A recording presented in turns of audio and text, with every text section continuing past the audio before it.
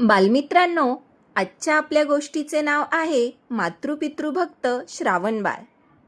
श्रावणबाळ हा आपल्या वृद्ध आणि दृष्टीहीन मातापित्यांना तीर्थयात्रेला घेऊन एका अरण्यातून चालला होता.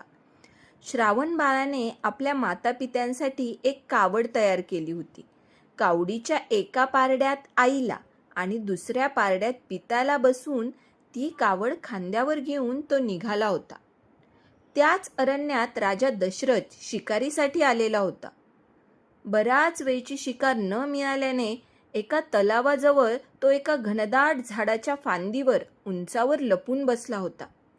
तो घनदाट फांदीवर हिरव्यागार पानांच्या आड लपून बसला होता. त्यामुळे त्याला तलाव अजिबात दिसत नव्हता आणि तलावावरच्या प्राण्यालाही तो दिसू शकला नसता. भर उन्हात कावड खांद्यावर घेऊन श्रावणबाळ झपाझप रानातून वाटचाल करत होता. उन्हामुळे कासावीस झालेल्या श्रावणबाळाच्या मातापित्यांना खूप तहान लागली होती. ते श्रावणबाळाला म्हणाले, "आम्हाला फार तहान लागली आहे, आमच्यासाठी पाणी घेऊन ये." मातापित्याची आज्ञा होताच श्रावणबाळाने आपल्या आईवडिलांना तलावापासून थोड्या अंतरावर एका झाडाच्या गार सावलीत बसवले आणि झारी घेऊन तलावावर पाणी आणण्यासाठी गेला. त्याने झारी पाण्यात बुडवली. झारीचे तोंड बारीक असल्यामुळे पाण्यात झारी बुडताच बुडबुड असा आवाज येऊ लागला. आवाज येताच झाडाच्या घनदाट फांदीत लपून बसलेला राजा दशरथ सावध झाला. तलावावर एखादा प्राणीच पाणी पितोय असे त्याला वाटले. त्याने त्या आवाजाच्या दिशेने जोरात बाण सोडला. तो बाण अचूक होता. राजा दशरथाचा बाण चुकणे शक्य नव्हते. बाणाने आवाजाचा अचूक वेध घेतला आणि क्षणात कुणाची तरी करुण किंकाळी दशरथाला ऐकू आली. ती मानवी किंकाळी ऐकून त्याला आश्चर्याचा धक्का बसला. एवढ्या घनदाट अरण्यात कोण माणूस आला असेल आणि कोण आपल्या बाणाला बळी पडला असेल या विचाराने तो घाबरला. झाडावरून सरसर उतरून भरभर तलावाच्या दिशेने निघाला. तिथे जाऊन बघतो तर काय, छातीत बाण रुतून एक तरुण विव्हळताना त्याला दिसला. त्या तरुणाचे डोके मांडीवर घेऊन तो त्याला धीर देण्याचा प्रयत्न करू लागला. त्याने त्या तरुणाला त्याचे नाव विचारले. दुःखाने विव्हळत श्रावणाने आपले नाव सांगितले आणि आपल्या वृद्ध आणि आंधळ्या आईवडिलांना तीर्थयात्रेला नेत असल्याचेही सांगितले. राजानेही आपला परिचय दिला आणि त्याची क्षमा मागू लागला. तेव्हा श्रावणबाळ म्हणाला, "राजन, माझी काळजी करू नका. यापुढे माझ्या आईवडिलांचा सांभाळ करा. त्यांना तीर्थयात्रा घडवा. माझ्या मातापित्यांना पाणी नेऊन द्या. त्यांना तहान लागली आहे." राजा दशरथाने त्याला आईवडिलांना सांभाळण्याचे आणि तीर्थयात्रा घडवण्याचे वचन दिले आणि पाणी घेऊन ज्या झाडाखाली श्रावणाने आपल्या मातापित्यांना बसवले होते त्या ठिकाणी जाण्यासाठी निघाला. त्याची पाठ वळताच श्रावणाने प्राण सोडला होता. राजाला खूप दुःख झाले. पायांची चाहूल लागताच श्रावणाच्या आईवडिलांना आनंद झाला. आपला मुलगाच पाणी घेऊन आला असे त्यांना वाटले. ते म्हणाले, "बाळा, घेऊन आलास का पाणी? अरे, किती उशीर लागला तुला?" आईने काकुळतीने विचारले, पण काहीही उत्तर आले नाही. श्रावणाच्या पित्यांनी विचारले, "बाळा, पाणी आणले का?" "होय, हे घ्या पाणी." असे म्हणत राजा दशरथाने आपल्या हाताने ती झारी उचलून श्रावणाच्या वडिलांच्या हातात दिली.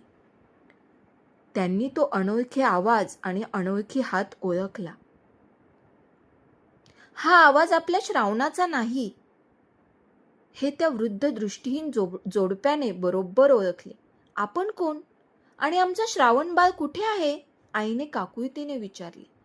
काहीतरी अघटित घडल्याची जाणीव जणू काही त्यांच्या मनाला झाली होती. "मी राजा दशरथ आहे. आपण आधी शांतपणे पाणी प्या. मी सारे काही सांगतो." श्रावणबाळाचे आईवडील म्हणाले, "आधी आमचा श्रावणबाळ कुठे आहे ते सांगा. पाणी घेऊन तो कसा नाही आला? त्याच्याशिवाय आम्ही पाण्याचा एकही थेंब तोंडात टाकणार नाही." राजा दशरथाने व्यथित अंतकरणाने, "माझ्या हातून अनावधानाने फार मोठा अपराध घडला आहे. मी आपली हात जोडून क्षमा मागतो. असे म्हणून घडलेली सर्व हकीकत त्यांना सांगितली. ती हकीकत ऐकून वृद्ध माता पित्याने टाहो फोडला. श्रावण बाळ हा त्यांचा जीव की प्राण होता. टाहो फोडत ते म्हणाले, राजा, तू हे काय केलंस? श्रावण बाळ म्हणजे आमचा जीव. आमच्यासाठी पाणी आणायला गेलेल्या निष्पाप बाळाचा तू नाहक बळी घेतलास. आता आमचा तरी काय उपयोग जगून? पण एक गोष्ट लक्षात ठेव, ज्याप्रमाणे आम्ही आमच्या मुलाच्या मृत्यूच्या दुःखात आणि वियोगात मरतो आहोत, त्याप्रमाणे तूही तुझ्या मुलाच्या विरहात प्राण सोडशील. आमचा हा शाप कधीच खोटा ठरणार नाही. दुःखाने थरथर कापत त्यांचा आकांत सुरू होता. त्यातच तळमळत तळमळत श्रावण बाळाच्या माता पित्यांनी जीव सोडला. हे बघून राजा दशरथही दुःखाने रडू लागला. संध्याकाळ होत आली होती. सूर्य अस्ताला चालला होता. राजाने आपल्या सैनिकांच्या मदतीने तीनही प्रेतांवर अंत्यसंस्कार केले. अगदी जड अंतकरणाने आपल्या राजधानीत परतला. राजा दशरथाला पुत्र नव्हता, पण तो आता आपल्या पुत्राच्या विरहात, त्याच्या दुःखातच मरणार असल्याचा त्याला शाप मिळाला होता. तात्पर्य, त्याला पुत्रलाभ होणार होता असाच दैवी संकेत होता. दुसऱ्या दिवशी राजा दशरथाने आपले गुरु ऋषी वसिष्ठ यांची भेट घेतली आणि त्यांना घडलेली सारी हकीकत सांगितली. तेव्हा ऋषी वसिष्ठ म्हणाले, राजा, घडलेला प्रकार फार गंभीर आहे. या अपराधाला क्षमा नाही.